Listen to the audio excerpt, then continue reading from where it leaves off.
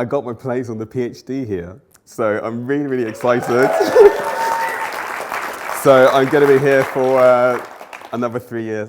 Basically, that's kind of like where I am now. And it sounds kind of like a bit lame saying that I've got to the PhD. But if you knew my journey here, then you'd know how excited I am as well. Basically, most people at Cambridge, they kind of go through the same, I don't know what you want to call it, like conveyor belt, where they just go to, not conveyor belt, it's called the education system, but they start at primary school, then they go to secondary school. No, it's kind of a conveyor belt because, you know, you get parents, they move the child to a catchment area, and they literally have their life like planned out for them.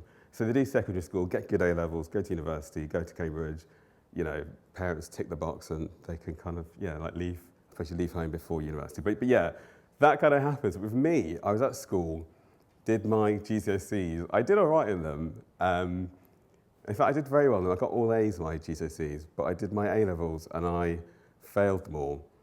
At that point, I left school, didn't know really kind of know what to do for a year or two, and then I decided to do music.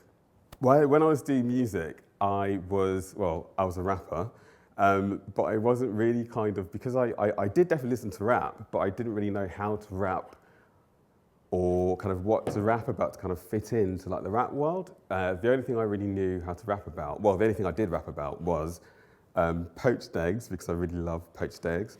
And I fancied my best friend's mum at the time, so I rapped about fancying my best friend's mum.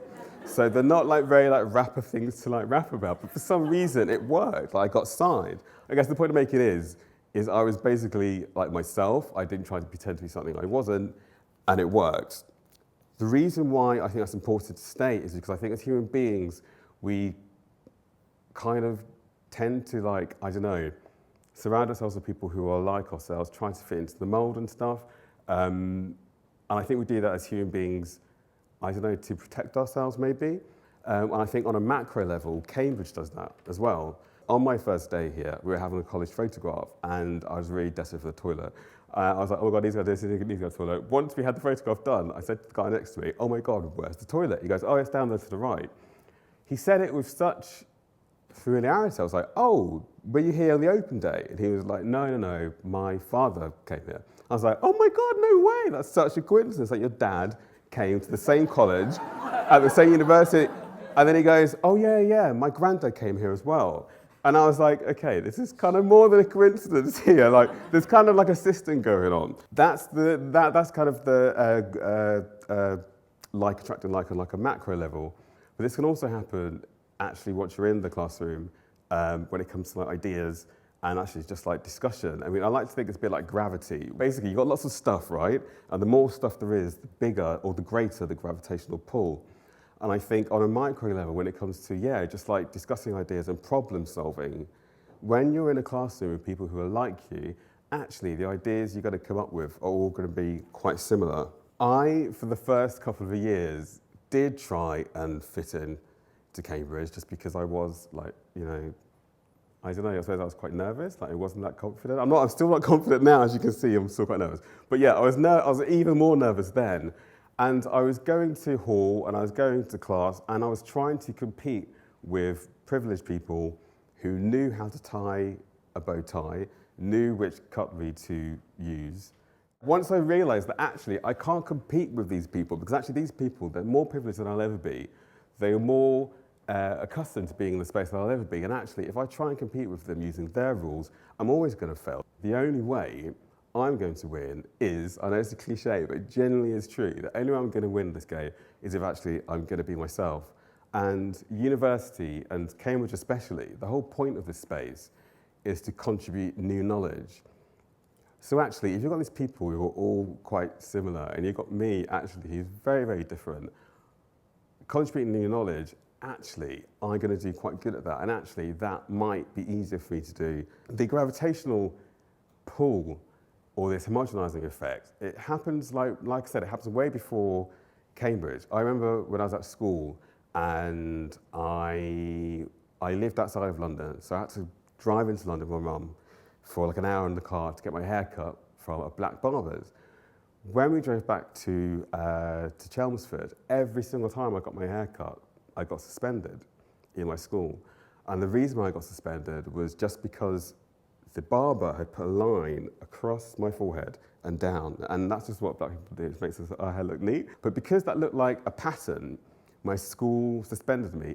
And this was, I noticed actually, this happened more, like mostly this happened when I turned maybe like 14. So it was when I was becoming like a man, when I was becoming a black man. And my friends, they dyed their hair blue, and they did like funny things to that. My white friends, like it was mostly at white school, they dyed their hair blue, they did like crazy things to their hair, but they didn't get suspended for it. They were seen as creative people. They were seen as actually they need more help, they need to be given work, which is harder because obviously they've got far too much time to like, dye their hair blue.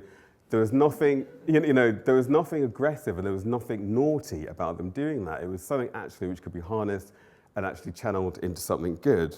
I wasn't an especially like clever like student. Like I said, I did very well in my GCSEs, but around that time, and like I said, it was when I was turning from a black boy to a black man, there were lots of things which I contributed to the classroom which were seen as like bad things. So I started to like question everything. So my hand was always up, and especially when the teacher was talking about Africa, the continent, not the country, but I'm sure he kept them mixing up as he's going along. But he's talking about Africa having these like, which obviously it does, having like mud huts and no roads and stuff. But when I went back to Nigeria, I saw skyscrapers and I went to country clubs, and actually the sea was beautiful and blue and crystal clear, and I couldn't even see that water back in England. But like basically, it was a country which was.